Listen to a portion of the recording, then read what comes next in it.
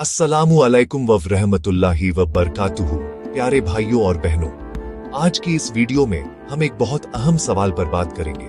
ख्वाब की ताबीर क्या है और इस्लाम इसके बारे में क्या कहता है। एहतराम के साथ वाजह बात, सबसे पहले एक बात समझ लीजिए, इस्लाम में ख्वाब की ताबीर अंदाजे पर होती है। यह कोई यकीनी और आखिरी फैसला नहीं होती।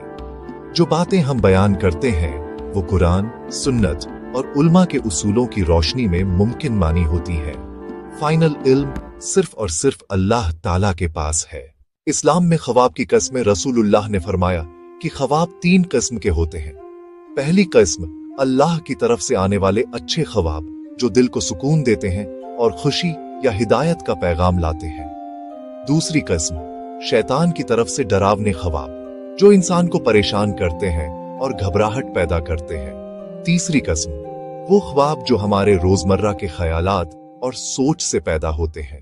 अच्छे और बुरे ख्वाब पर क्या करे?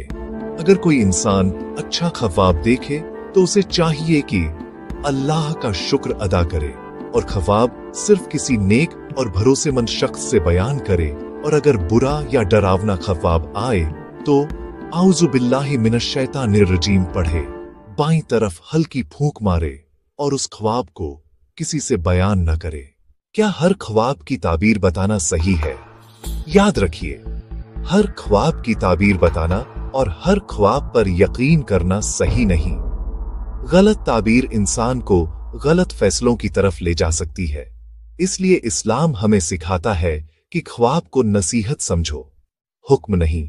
प्यारे भाइयों और बहनों, ख्वाब चाहे जैसा भी हो, हमें अपनी जिंदगी दुआ, अमल और अल्लाह पर भरोसे के साथ गुजारनी चाहिए।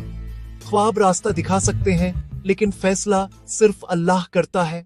अगर आपको यह वीडियो पसंद आई हो तो लाइक करें, शेयर करें और ऐसी ही इस्लाही और दीनी वीडियो के लिए चैनल को सब्सक्राइब और फॉलो जरूर करें। अल्लाह हम सबको सही समझ और हिदायत अता फरमाए।